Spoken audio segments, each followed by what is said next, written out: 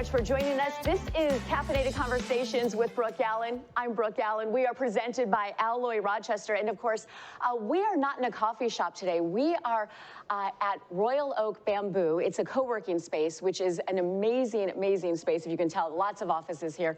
So that is where we are. We are right on Main Street. And of course, we are 12 episodes in. This is our 12th episode today.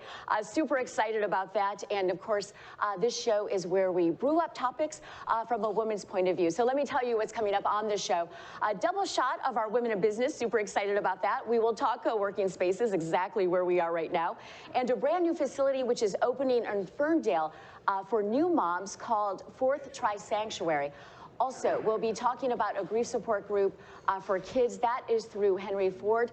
And, you know, I don't know about you if you have a dog, but I have a dog. He's a little cranky and old. But we have the owner of Fluff and Tuff on for our Great Lakes Maid segment. So I'm excited about that, but my dog James is super excited about that as well. Well, this is usually our Coffee of the Day segment, but this week it is our Office of the Day. A lot of offices, actually, Amanda. And our first guest for our Women in Business segment is Amanda Lewin. And of course, you are the co-founder of Bamboo Royal Oak. And that's where we are. But you also have a location in Detroit and also soon to be Ann Arbor. Yeah, we started in Detroit 10 years ago. We wanted to create a space for everyone to be a part of what was happening downtown, and have just grown since then. Bamboo provides flexible co-working and then really supportive creative communities. So a lot of entrepreneurs, innovators, startups all work here. You know, I have quite a few friends that actually have offices here. And it's so funny because they do say, oh, you know what, actually going to work is fun because it is a community. I've been in here visiting and you've had meetings on the steps where our audience is right now. Yeah, so. Yeah. And even, for example, Casey, who you're going to meet after me, who's opening Fourth Try, we have a partnership where our members get perks at her yoga studios. And so there's all these other business perks and supportive perks of being in the community. So if somebody was looking for an office, obviously the pandemic kind of changed things, right? Everyone was working from home. We're kind of out of that now, but this is the ideal location for any kind of entrepreneur, really. Yeah, we're right on Main Street, super accessible. Royal Oak is so convenient. Parking is right behind us. And, you know, with the change in hybrid work, people don't want to be at home all the time. They need a space for meetings. They need a space to get out once in a while. But maybe you don't need a space full time. Maybe you don't want to sign a 5-year lease, or you're a small business and you can't afford to build out space with construction costs. That's where co-working comes in. We have offices 1 to 10. We have dedicated desks. We have just really flexible memberships for everybody. And you also have like day passes, right? Yeah, you can walk right in and get a day pass or book a room. Yeah, it's super easy. So if somebody was from out of town and they needed printing, I mean, you guys have all that here too, right? Yeah, it's very like all-inclusive. Everything's taken care of for you. And coffee is included as well. Yes. We also have cold brew. Okay. Oh, yes, that's right. I don't know if you've tried yet. I have not tried that. Is it? Well, I'm all about that.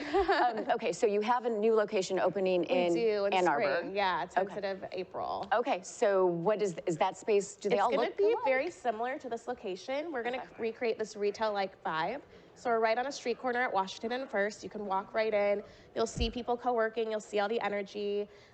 We like to say it's going to be a little bougie because it has a rooftop event space. Oh, that's It has sliding garage door cafe space. Okay. So a lot of indoor, outdoor space that we haven't had yet. So we're very, very excited for that. And people can actually rent out conference rooms. I mean, there's a lot of options besides office. Yeah, we host team offsites, we host trainings, workshops, basically anything that you need a private space where we take care of all the facility needs and you can just show up and do your work. So if somebody was interested, how do they reach out? Yeah, just check us out online at bamboodetroit.com. We are doing private tours of Ann Arbor right now, which is opening soon. And something, I don't know if you know this, you can pick a location as your home base, and then you get access to all the locations through our app. So it's super easy. Maybe you live in Detroit, but you might have a meeting once a month in Ann Arbor, or you might be expanding your team there. So we make it very, very easy. You get to use all the locations included. Oh, very nice. Yeah. And I think you even have a podcast studio at one location, don't you? We do. In downtown Detroit, we have a nice recording podcast studio, something we're thinking about doing in all our locations, too. Very cool. Okay, well, when it comes here, let me know. Yeah. Okay. So if people were interested in actually coming and taking a tour or renting an office or an independent desk, Yeah, you can come in Monday through Friday, 9 to 5, and chat with our community team. We always have great team members at the front desk here to help. or you can just book a tour online through our website. Okay, perfect. Yeah. Well, again, thank you so much for allowing us to be here. It is a beautiful facility. It has been so much fun just to see everything you offer. And I know, then I can wave to my friends all the way in the conference room. I think Jason's in there now. So, so thank you so much. I appreciate it. Thank you for having me. Oh, no, my pleasure. Again, that is Amanda Lewin. She is the co-founder of Bamboo Royal Oak, of course, where we were last week and where we are this week. So again, thank you to Amanda for hosting us. We do appreciate it. Well, we do want to give a big caffeinated thank you to the businesses that are allowing us to stream on their Facebook pages, which is helping us so much. Our presenting sponsor, of course, Alloy Personal Training. We also have Time Warp Vintage, which is Jason's store, Jason and Steve, and Jason is always here with us. You can come in, talk to him, and say hello to him. Also, Frameable Faces, Artisan Bath and Soaps, My Michigan TV, who is bringing this broadcast to you live. And of course, you can find it on my Facebook page, which I know the name will shock you. It is Caffeinated Conversations with Brooke Allen. We are a woman-focused show, so we try to come up with topics that are really interesting and maybe unique to a woman. So if you do have any ideas, please, you can check us out on our website as well. You can actually send an email through that and give us show topics, maybe your favorite nonprofit, anything that's important to you, please let us know, and we will try to get to that as soon as possible. Well, one of our presenting sponsors is Alloy Personal Training, and they are a really unique fitness program. That is where you go in, you hold this stick, and then they tell you what your goal is and what your fitness level is. So let's pick up our travel mugs and hit the road, and let's watch. Hey, Brooke Allen here. I am at our presenting sponsors, Alloy Personal Training Rochester. Of course, I am hanging out with one of my favorite trainers, Trent. And Trent, of course, it is a new year, and that means a lot of New Year's resolutions. And Yes. What are you seeing mostly in here? So a big one, obviously, is, getting back into shape. Usually that means weight loss of some sort, and also just getting stronger and feeling better day to day. And what's so important about Alloy is that you guys actually tailor the fitness plan to the individual. Exactly. So another common goal that we get a lot is regaining the balance, especially with the slippery ice outside. So, one of the things that we do really well is doing core exercises with heavy weights in your hands and taking nice deliberate walks. Helps a lot with stability. So. Okay, so how do people get in touch? And you have a special running this month. Yes, so we're half off just for the month of January. If you mention, Brooke over here, you'll get half off your first month here at Alloy, which is about $16 per session. It's quite a steal. And that is quite the deal, and especially to keep those New Year's resolutions going. And it is pretty cold outside these days. So don't exercise outside. Come inside and work out at Alloy. How do they get in touch with you? Yeah, so best way to get in contact is to go on to the website, alloypersonaltraining.com, put in your zip code, and you'll find us. All right, Trent, thanks, man. Here we go. Let's do it. Let's do it. And again, that was our trip to Alloy Personal Training in Rochester. And, only a few more days till you can get that special that Trent was mentioning, which is half off your first month of membership if you mention the show or if you mention my name. Well, we have so much fun, obviously, as you can see with our sponsorship partners. So if you're interested, again, you can check us out, send us a note through our website, Caffeinated Conversations with BrookeAllen.com. We are so excited that our show is growing, and of course you can help because you can follow us on Facebook. Also on Instagram, you can find me at Brooke Allen Official, and follow me and I'll follow you back, I promise. And to help us spread the word to connect women for more networking opportunities, because that's kind of really what this show is all about, not to mention the caffeine that's involved. Well, we always talk about the 3 trimesters in pregnancy, right? Yes. And there's a 4th trimester. Correct. Which people don't really ever talk about, in a new day retreat, which I think is safe to call it that, right? Yes, it is a day retreat. Okay, so Casey Musleib is the founder of Citizen Yoga. Yes. And also this new sanctuary that you're opening. So first of all, let's start with Citizen Yoga. Yes, so Citizen Yoga has 3 locations, Royal Oak, Detroit, and Bloomfield. We're a mission-based yoga studio, so our mission is suicide prevention and mental health. And when I had my first daughter, one of my co-founders for Fourth Try approached me and was talking about sort of what's happening in the postpartum space and the mental health crisis. And so it sort of became this natural bridge of how am I, a female entrepreneur, trying to bring my new mom life into entrepreneurship that has a mission. And the mission is to support mental health, not just of women, but of all families and all birth parents and surrogate parents. There's so much out there, right? And Yes. it's sometimes, I mean, honestly, sometimes we don't always acknowledge all the differences or even think about it. Yeah. Because if you don't think about it, you don't realize it. Yeah, and you know, the response that we're getting from everyone is, I wish I had this. Yeah, that's what when I said had to you, babies. right? And I think that we all wish we had this. And so this is not just for us having babies, but this is for our generations to come. It's for my daughter. And really, it's a day retreat where you can come. We have a nap room, we have a cafe, we have a share and relax space, we have a movement room, we have infant bathing stations. And what we're really trying to do is lessen the stress on the family unit that's bringing a new baby into the world, but not just for those first, 3 months, but beyond that, like the first full year of postpartum. So somebody can become a member and they can stay for the first year. Yeah, they can stay for the first year, and then we're going to have social events and wellness retreats and baby showers and day of wedding parties. So there's a lot of fun going on There's a lot of fun going on. Well, I know I said to you, boy, I wish that existed when I had my twins, Yeah. right? It was like just another person to hold a baby, right? Yes. You're like, hold the baby, please. Yes. Okay, so you have different packages, which were amazing. So tell me about these. Yeah, so some of the packages, we really thought of it hourly based. So the minimum is 2 hours, and then we have an unlimited for $8.99 right now. But there are 10 plus like nurses, doulas taking care of your infant, but there are also all these, which we all know, these piecemealed experts that you don't know where to find them, how to find them, and they're all going to be under our roof so that they're easily accessible to us. And the most exciting part is we accept HSA payments. We're hopefully going to be on maternity, paternity leave benefits, and we're sort of working our way to make postpartum care normal. We're trying to make it more accessible to greater communities. So as far as postpartum, some women may think, that you go back, right? Right. The 6-week checkup, you go and the doctor has this list. Yes. And he's like, you're good, you're good, you're good, you're good. And then you walk out and you're like, I'm kind of sad. Correct. I kind of don't know what's going on. Right, and this is actually really important. We have experts on our team. So the Dr. Vilkin, she's head of gynecology at Henry Ford. We have, you can look on our website and look at all of our experts, and it's just getting more and more exciting. And postpartum really is not synonymous with postpartum depression. It really just references the period 0 to 12 months, and everybody goes through it. But people experience up and downs in their mood, and there's so many transitions that first year, and so it's not just right when you have a baby, and it's not just to talk about anxiety or depression. It's to talk about just overall support and how can we help you. And the community, right? And the community of it, because you really can't lessen anxiety without community, and that's what I learned through citizen yoga. Okay, so these packages, the sanctuary set to open soon. Monday. Okay, that's soon. In a week. In a week from Yes. today. Yeah. Okay, so if people want to find out more information, can they sign up online? Do they need to Yes. come in? What's going on? So we're offering tours all week. It's really exciting. Okay. So you can sign up through our website. Our website is fourthtrysanctuary.com. You can follow us on Instagram.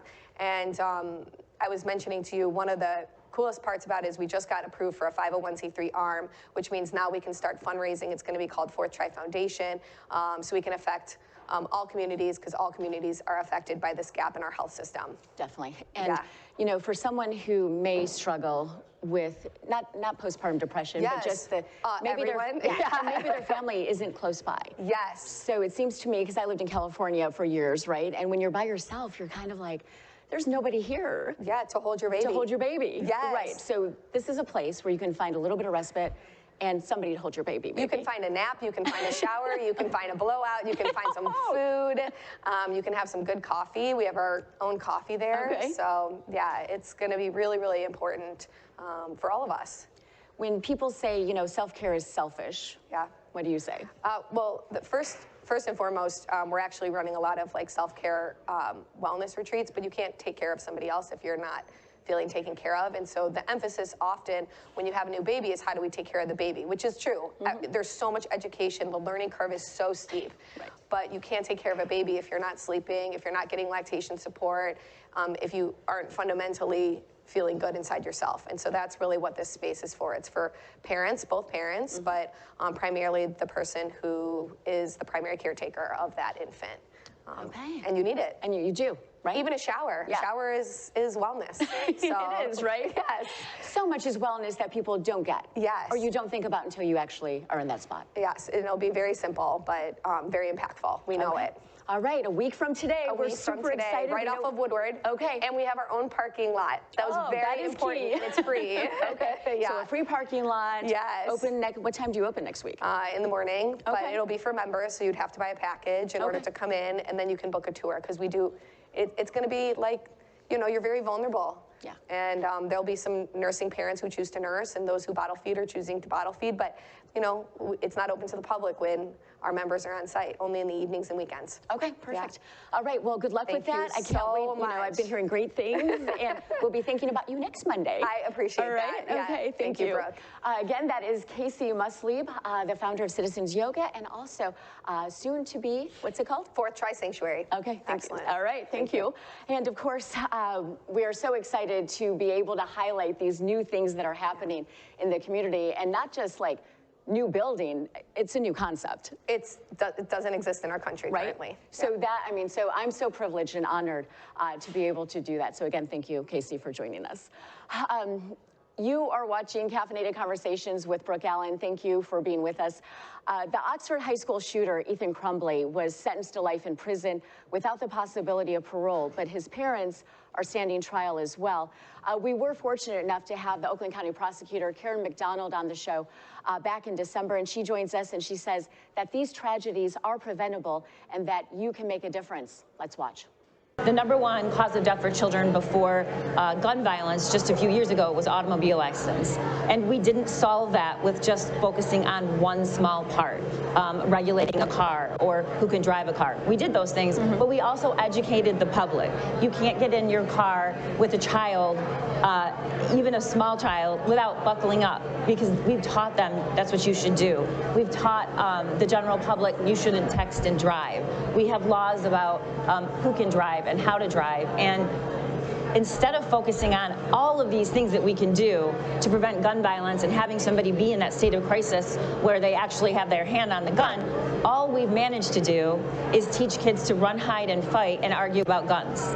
And I just, you know, after this happened in Oxford and everything else that was going on, where we see we're really on the front lines of gun violence, I just started trying to educate myself as much as possible and getting in touch with experts. And so we're looking at this in, you know, way upstream, and how do we teach kids and human beings to be tolerant to adversity, which we know that they will encounter. The data on social emotional curriculum and learning is really strong. Teaching people how to recognize when someone's in crisis and then giving them tools about what to do. Right now, people they don't know what to do. They call the police, which is not the answer. That's not what our law enforcement is set up for. So we have protocols coming out on those sorts of things you want to see in your schools, you want to see in your workplaces, and then also you know, protocols on evidence-based threat assessments that organizations and schools and employers can adopt with really not very big lifts. So right, and it seems like everyone wants to fix the problem, but you just mentioned the heavy lifts, and sometimes it feels like people don't really want to do that. Right. Well, you know, after this happened and still today, I get approached almost 3 to 4 times a week when I'm out in the public, and I have a lot of moms say, how can I protect my kid? What can I do? Should I buy a bulletproof backpack? And I just feel that as a public servant, I owe them an answer. And we keep thinking this is so big, you know, I can't change the law, or, you know, I can't, it's a mental health crisis. But those are really just, those are excuses, and we need to teach people that there's actually a lot we can do as an ordinary person to protect ourselves and our kids from gun violence. So as a mom, you have 5 kids. I do. Right? And you know, the whole idea of when these happen, and I know Uvalde for me, because my kids were the same age when that happened in Texas. And it shook me to my core just thinking, what do I, how can I help them? Like what you just mentioned, how do I protect them from this? Yes, that was the first active shooting situation in a school after Oxford. And so experiencing that actually was one of the pivotal moments where I decided I was just going to start this commission, because I looked around so much, and there are commissions and task force started after these incidents, but only, very narrowly tailored to school incidents, or that has some more to do with the assessment of how the response was. But the majority of gun violence killing kids in this country is not happening at school, it's suicide. And even the majority of targeted violence, which is what a school shooting is, most of those do not take place in schools. They take place, you're far more danger in the workplace. So just these things that people just don't know because we haven't taken the time to educate. So when you, when you look back on these last couple of years and you say people come up to you weekly, mentioning something, what is your first thought of, here we go again, or are you, are they coming up to you, are they angry, or what are they saying to you? No, I think they're afraid, and my first thought is, I am too. And instead of being afraid and hiding away or trying to limit your experiences with the world, I choose to do something. And my message is, you can do something too. And of course, we continue to remember and honor those 4 students who were killed: Madison Baldwin, Tate Moore, Hannah St. Juliana, and Justin Schilling. You can see the full interview, my full interview with Oakland County Prosecutor Karen McDonald at mymichigantv.com. Well, the grief never ends, honestly, and it can sneak up on you no matter your age. And Henry Ford Sandcastles offers grief support to children and families who have experienced the death of a loved one. Leah Bengal is the clinical coordinator for the Sandcastles program. And Leah, we were talking before the show that grief, is tough at any age. Yes. But it is different, a little bit different for kids and how they process this, and you guys actually address that through Sandcastles. Yeah, so Henry Ford Sandcastles is a grief support program for children and their families. We serve ages 3 to 18 for those, anyone in the community who has experienced a death in their life. So it could be they've lost a parent, sibling, grandparent, aunt, uncle, you name it. They come to our grief support program that is at no cost to families, as we know that sometimes when a primary caregiver dies, that cost can really be a big thing, if, financial on a family's life. And so we offer these programs free of charge to families to be able to get that peer support and know that they're not alone on this grief journey. And there's so many different elements that go into it, but for kids, their self-esteem, their confidence, there's that fear factor, depending on who they've lost, right? As it's like, are they coming home again? What's happening? So you guys address pretty much all of that. Yeah, so we focus on a lot of things while in groups. So the kids are in groups, age-appropriate groups, and so they're in these, individual groups with kids who are their age, who have also lost somebody to a death, and we focus on coping skills to be able to cope through their grief, be able to memorialize their person, and more importantly, that they're able to see that there's other kids their age who really get it. And that is such an important thing, because you always think, of course, even as adults, we think, this is happening to no one but me at this moment, right? But then these kids see these other kids, yes. And then they start talking, and it just opens up a whole different world for them. Yes, absolutely. And so just seeing the transformations in our groups, as well as we do host a weekend camp, just seeing that transformation, they come in nervous, maybe not wanting to talk, and then seeing that they're in a room with other kids who just get it, who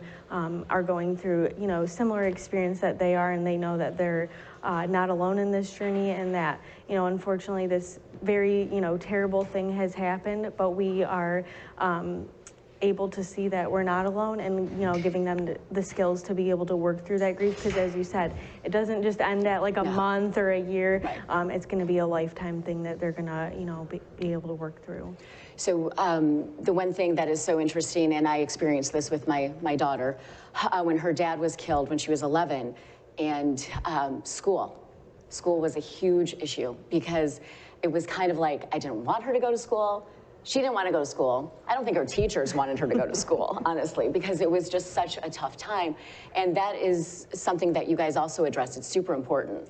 Yeah, so we do, offer trainings throughout the community, and something that we did just do a little podcast on was the Children's Bereavement School Plan through the National Alliance of Children's Grief. So there's this plan that was created for schools to be able to implement, and it just kind of talks about how to support that child coming back after they've experienced the death of a loved one. I can also touch on that. My mom died when I was 12, and so I was just starting middle school, which is horrible to begin with. And then going into middle school, my dad and aunt really had to advocate for, what my needs were. Thankfully, I had a very, very, very good counselor who was very supportive of me, but I did find that some of my teachers did not know, how to, support me in that time, and that's okay. But we, need to become a more grief-informed world of how to educate and continue to support those kids, because, they're going to keep coming to school after a death, and how do we really support them? So often, too, you hear, oh, and I hate to say this, but I know we've probably both heard it, just get over it. Yes. Right? Yes. Just get over it that your dad or your mom has died, yes. and just go on. Yeah. And you can't do that. No. So for kids who may need support, do teachers ever reach out to you, or schools saying, listen, this kid needs help, and the parents or who don't seem willing to do it? Absolutely, yeah. We get calls from teachers. I can just think of one that I had recently of a teacher calling saying, the dad just died, I don't know how to support this kid, and kind of walking them through it, giving them resources, and then referring the mom to our program so that she's able to bring her son to our program in the evenings. We have different sites throughout the Metro Detroit area, running throughout different nights of the week, but they meet typically bi-weekly, and so they're able to get that additional support in addition to the school supporting them, which is important. And that's amazing that a teacher reaches out and says, I don't know how to do this, help me. Absolutely, right? Absolutely. Okay, so you guys have 7 locations, and then you mentioned a camp. Yes. So tell me about that. Yes, so our weekend camp is at Camp Tamarack, and basically the kids, come on a Friday, and they are divided into groups, and they spend the weekend with kids that they've probably never met before. Okay. And our volunteers, which are the heart of our organization, they help facilitate our groups. They give up a weekend of their time and just dedicate, running the groups, doing different activities with the kids. Lots of crafts, right? Yeah, crafts, group discussions. We also do really fun things like swimming and rock climbing and stuff like that. So it's not just all grief activities, right? We are doing, different activities where they can just be a kid for a weekend, but also, learning how to memorialize their person as well. And it also gives the parent or guardian a break as well. So yes, we are at Camp Tamarack, and this year our camp is a little bit shifted. We're actually doing a Sunday to a Tuesday this year, but we are super excited. Do you still have spots open? Oh yeah, well we just announced. Oh, you just announced, okay. Yes. All right, awesome. So, yeah, we definitely have spots open. What a parent or guardian would do is give us a call, and we would do intake over the phone with them. It's about a 45-minute call with me or one of my coworkers. They'll say, hi, Leah. Yes, hi, saw you. Yeah. So they would just do the phone call with me. We talk about, who the person is that died in their life and how the kids are coping, and also talk about ways for the parent or guardian to support them. As we know, no one gives you a handbook for raising a child, let alone a grieving child. Right. So talking about different ways to support them, and there's some paperwork involved, but essentially, once the kids are enrolled, in our program or in camp, then they start coming, and there's no kick out date, we'll call it. We, have families that maybe they come for 6 months, maybe they come for a year, maybe a little longer. It's really based on, what you need, and we want to support, everyone's grief journey. So can families, you just mentioned the 6 months or a year, but what if they think they're okay, and then can they come back? Yes. So, talking about my family, We attended Sandcastles in 2009 when my mom died. Me and my dad and my sister went. And so we attended for a couple years at St. Clair Shores, and then me and my sister went to camp for a couple years. But we do have families that maybe take a break and come back. Maybe there was another death in their life. That happens too. So really it's based on like what the family needs are and, you know, how they feel that they're doing, and whatever support that they need, that at that time we're happy to support them, you know, through their grief journey. So the one thing that I realized through our journey, right, was that people didn't know what to say. And so I've always said, just say something. Yes, yes. And so I know the typical thing is, I'm sorry. And that's, you know, I just went to a funeral yesterday and I avoided saying that because I'm like, I don't like being told I'm sorry, because I'm like, thank you. Right. I'm sorry. Thank you. Yeah. Okay, well, bye. Yeah. Right. But the whole idea that people, you know, don't know what to say, so they stay away. Yes. And they need to know that they can talk about it. Absolutely. I love it when people, you know, say, oh my gosh, I love, you know, when your mom did this, or I just remember this time. And of course it brings a tear to my eye because I love and miss my mom every day. And I'm in this, you know, journey that I am because I want to remember her and make her legacy known. But at the same time, you know, I still love hearing stories about her, you know, learning about when she was younger, stuff like that. So those are really, you know, important to me, or just saying, you know, I'm here for you if you need anything. Just saying something, like you said, don't ignore it. Don't ignore it. And then, you know, the stages of grief, a lot of times people say, oh, well, you're in the angry phase. Now you're in the, you know, and there's 5, I think, right? So 5, you know, and it's like, okay, well, you can always go back to the other one. Yes. And people need to understand that too. I think what people think is like, oh yeah, you have the 5 stages and it's just supposed to be 1, 2, 3, 4, 5. Check done. it off. Well, we know if you are a griever, it is like this roller coaster. It's, you know, you might be, you know, okay one day, really sad the next, accepting whatever it is. It's never going to end. That, you know, roller coaster, it keeps going. And that, you know, we, you know, even as an adult, learning to work with those emotions, but just knowing it's okay to feel those emotions.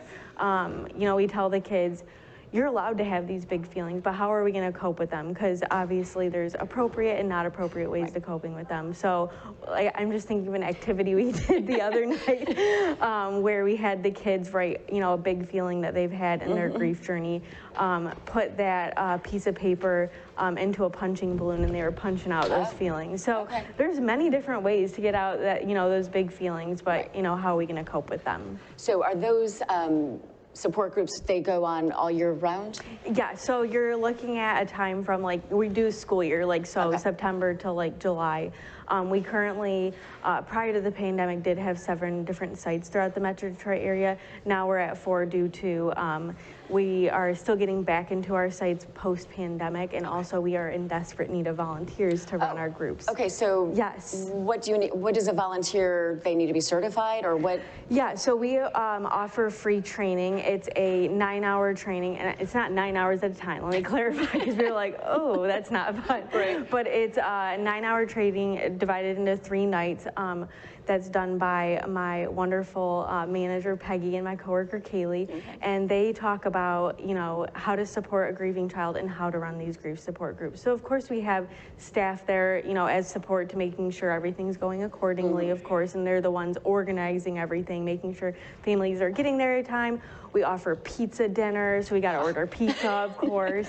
And so they are really the heart and soul of our group. So they help facilitate those groups. So yes, they do a training, and some people just do our like ongoing program, and some people just do camp, and sometimes they do both. But even if we can't have, even if they can't do, you know, the groups or camp, we have volunteers do, you know, different things. Like maybe they're part of our fundraising committee, or maybe they help make blankets for camp or cut out different things for programs. So there's many different ways to support grieving children. And in fact, you know, we always welcome donations, as we are a division of Henry Ford Hospice, but we are based off donations and grants from the community. So we are really based on the heart and soul of the community that, you know, want to help grieving children, which is wonderful. Okay, so if somebody wants to volunteer, do they just call you? Sure, they can call me directly. Call Leah. Yeah. Everybody call Leah. I'm calling Leah.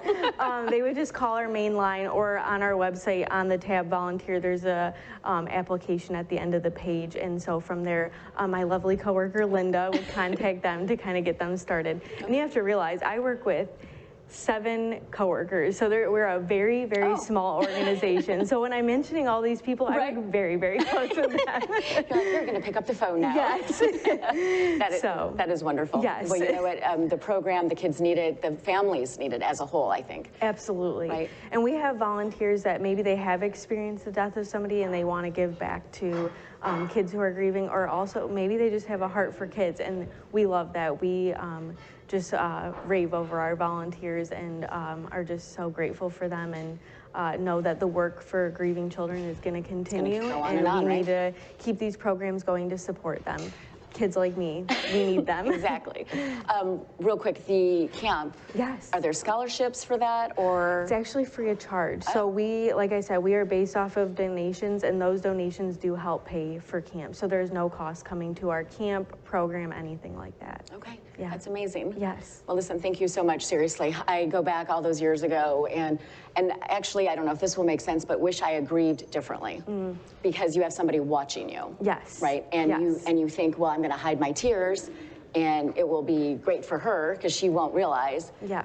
It was not. Yeah. Right. And I think Sandcastles was a big benefit for my dad.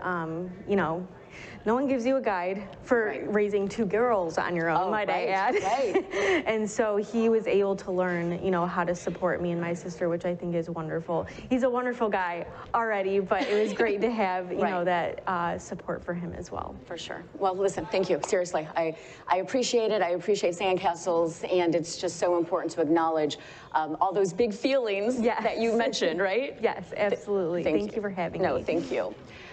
So again, that is Leah Bengal from Sandcastles of Henry Ford. So reach out to her, please, if you have a child who may need some help. Well, it is time. We feature a nonprofit every month here at Caffeinated Conversations with Brooke Allen, and we call it our Caffeinated Kindness segment. And one of the things is this month, it is Kids Empowered on the Move. And for more on what they do, let's check in with Kimber and watch. So the nonprofit's been around for 20 years, but what happened is during the pandemic, we pivoted and we started focusing on families in poverty and homelessness. I also happen to be the chair of the Oakland County Task Force on Poverty and Homelessness. So the more I was learning about the problem in our community and nationwide, I decided I wanted to try to help with the issues.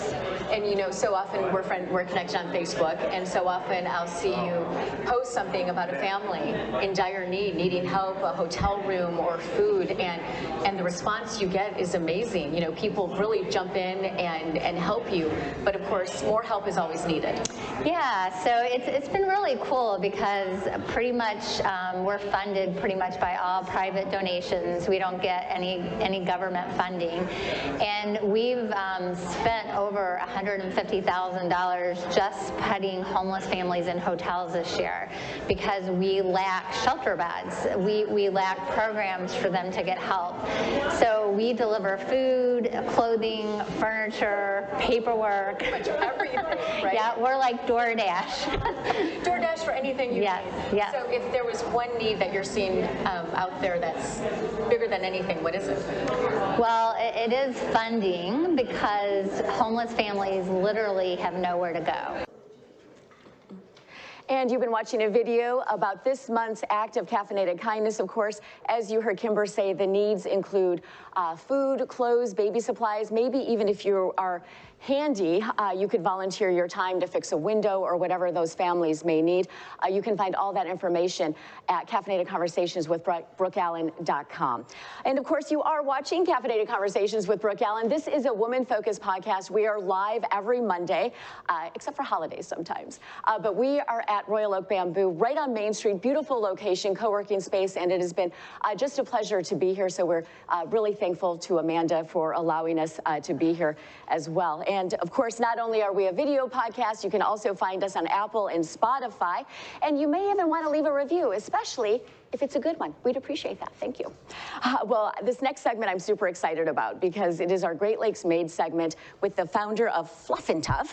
That's just so fun to say. Thank you. Ellen Lawson is the founder, right? And okay, first of all, tell me about the name, Fluff and Tuff. It came, I will say it came out of nowhere. Really? It came out of, I had 4 dogs, and they loved toys, and they loved like fluffy toys, but they just, I couldn't find something that was right for them. Wanted something a little bit tougher, but still something fluffy, so it just kind of rolled off from there. Okay, so when did you start? It's 13 years ago. Okay, 13 years ago. And then this was kind of like a transition for you, right? As far as I was 40 when I started it. Okay. And so I will say I was looking for something to do and kind of a change in life and everything. And I was just in the right place at the right time and knew some friends in the children's plush toy business. And I thought there's got to be a better way. And one thing led to another. Well, so we were at Premier Pet Supplies, right? And we turn around and he's like, "Oh, this is all Michigan made and Fluff and Tuff, right?" Well, we're a Michigan-owned company. Michigan-owned company. Yes. Okay, so I mean, you've got these cool toys. I think you have a sloth. I do. Right? I love the sloth. I'll say I love the sloth. My dog, you know. But I mean, they're just fun toys and they're durable. Yes. Right. Yes. And you also have these like winter coats. We do, right? We do, yes, okay, yes. Whereas I will say our toys are not indestructible. It's as good as you can make a plush toy. Okay, all right. For a dog that loves plush toys. Okay, so as far as like the clothing line and stuff like that. That's something we're just starting, so that might be somebody else's. Oh, so yes. Okay, really? Yeah.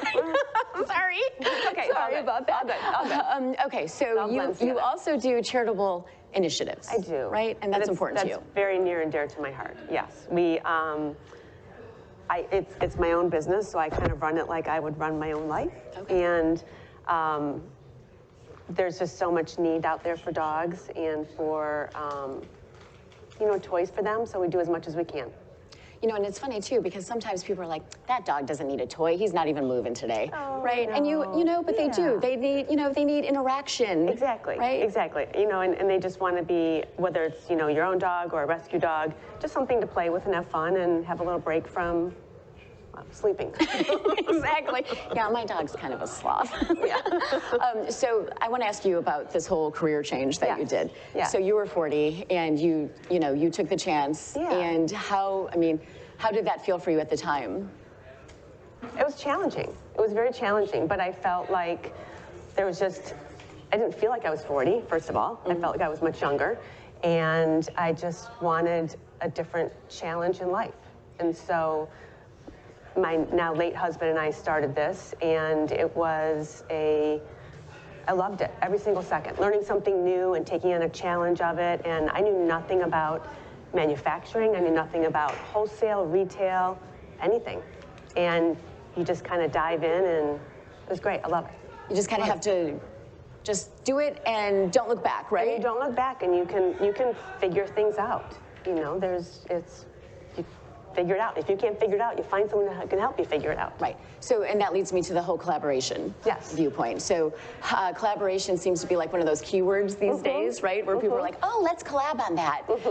But it really is important.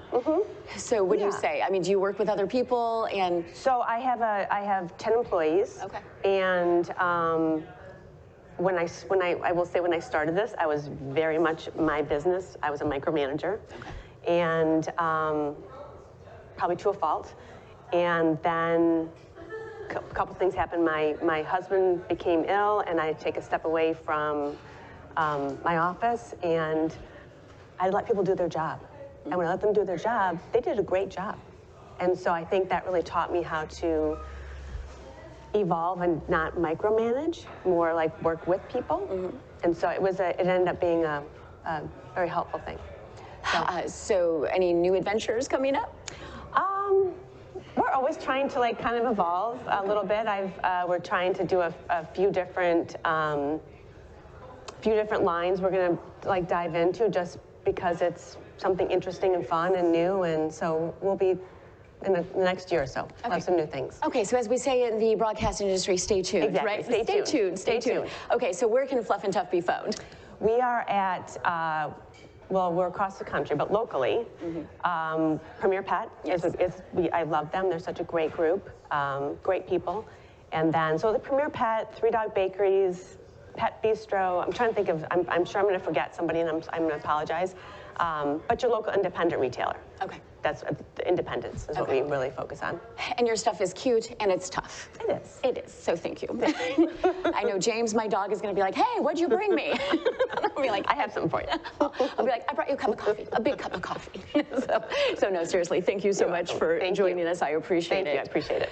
Well, not only do you need to refresh your dog's wardrobe maybe, but you do want to refresh your home sometimes. And you can do that with a retro flair, and that is all thanks to one of our sponsors who is in St. Clair Shores. Of course, I am talking about Time War Vintage, and so much cool stuff out there. You really want to go and check it out. You'll be amazed at what you can find. Let's watch.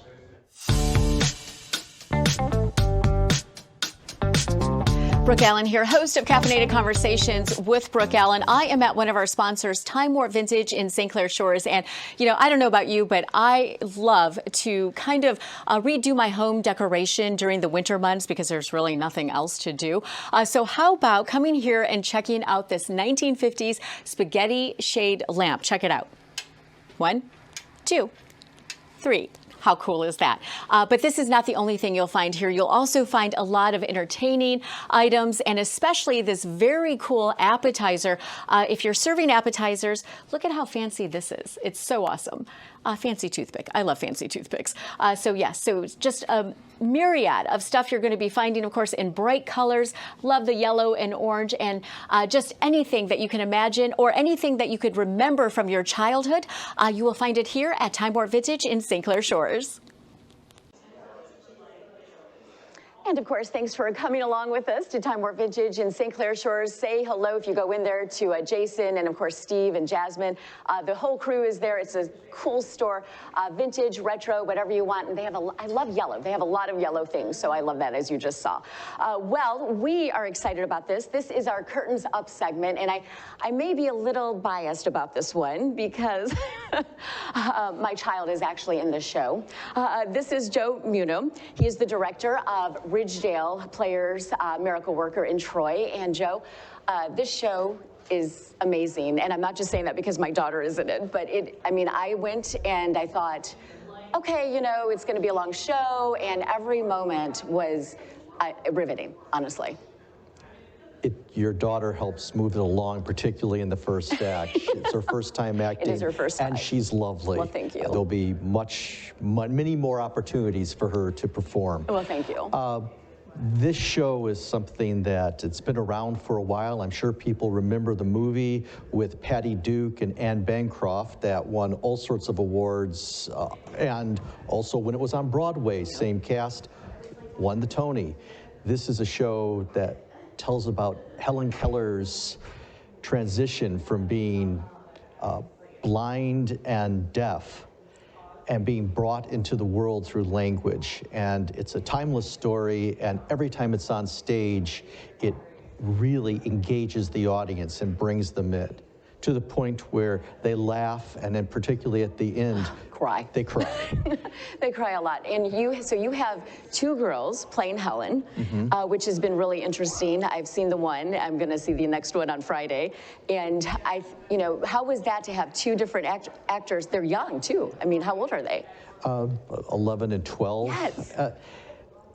When I first did this, I thought, in community theater, if an adult gets sick, you can just plug someone right in. But this is a very physically demanding role, and it's not as easy to do with kids. So it's best to have 2 just to hedge your bets. Okay. And they bring such wonderful life to the role every night. And every night I notice them doing something a little different. And they're playing the same part, but they have somewhat different interpretations. So it's a good thing that you're going to see both. Yeah, it's just, so you have one more weekend, and you have actually had interpreters there. Yes, thanks to a generous contribution from GFL Environmental's Full Circle project, their philanthropy program, we were able to hire American Sign Language interpreters for several of the performances, and they will be there at our closing performance on Sunday, February 4th at 2 p.m. And the audience has been very engaged, and we have had people from the deaf community who have come to the show, and they've been very appreciative because they're feeling involved, which we want to give that kind of accessibility. Yeah, and so tickets still available? Tickets are available. The best way to get them would to go on to the theater's website at ridgedaleplayers.com. And last weekend, people have had word of mouth from the previous 2 weekends, so best to get your tickets now, and most importantly, not to miss Daisy's theatrical debut. Of course. And Daisy's dad, actually, right? So Daisy's dad is in there too. He plays a small role too. Yes. But you know, the one thing that you mentioned, the crying and the laughing and then the crying during the show, and I mean, it was almost embarrassing because at the end of the show, you're like, I'm not gonna cry, I sobbed. I mean, really, it is such a touching show. You did a great job. Thank you. I told everybody at our first run through, if we get to the end of this and the audience isn't crying, then we've utterly failed. But we've succeeded. Well, you have definitely succeeded, because everyone I know that has gone to see it has said, I cried so much. And I'm like, okay, well, I guess they did a good job then. It's a compelling story. It is very much. Well, you came on last minute. I appreciate it for you being here. And like I said, okay, my daughter's in the show, so I felt like I needed to do that, right? But no, it's a wonderful show, and I suggest anybody that is looking for something to do this weekend, check out Ridgedale Players in Troy. What road is it on? Long Lake Road. Long Lake Road. Yeah, so check that out. They've got a Friday, also a Saturday, and then the closing day is the Sunday matinee. Well, you are watching Caffeinated Conversations with Brooke Allen. We are presented by Alloy Personal Training in Rochester, and you know, this is a show where we brew up women's topics, and we're so grateful that you've been hanging out with us this morning. Of course, you can see us every Monday at 10 a.m. and don't forget, if you go into Alloy Personal Training Rochester, they've got that deal going just for a few more days. You go in and you mention my name, Brooke Allen, in case you didn't know it by now, and you will get 50% off your first month of membership. So go in there, say hello to Trent, sign up, check it out. It really is a great program. I promise you, I'm not just saying this, you will definitely feel the burn. And they will design a fitness plan that is just for you. So again, that is at Alloy Personal Training in Rochester. Well, we do want to say a big thank you to everyone involved in this show. There are a lot of people behind the scenes, in front of the scenes. Of course, we are at Bamboo Royal Oak. Many thanks to Amanda for hosting us. Also to Dave Scott and his team. My Michigan TV, of course, is a free streaming app about all things Michigan. So who can beat that, right? And with that, I can't believe I forgot to say this at the beginning of the show, but you know what? The Lions didn't get the result they wanted last night, but what a great game it was, and what a great season. So I should say that because this is a Michigan-oriented show as well. Also, thanks to Jared in our control room. He runs all the cameras, so thank you, Jared. And huge thanks to Some Girls Boutique in Berkeley, of course. They dress me every week, and to my executive producer, Christina McDaniels. She keeps me in check and hands me all of my index cards and my clips that I'm just so crazy about. So thank you to Christina as well. Of course, you want to check out Caffeinated Conversations with BrookeAllen.com. If you have any show ideas, anything that you're talking about, trust me, we want to know it, because here we can talk about real topics, some fun topics, and some topics that may be upsetting or triggering, but I feel like it's all necessary.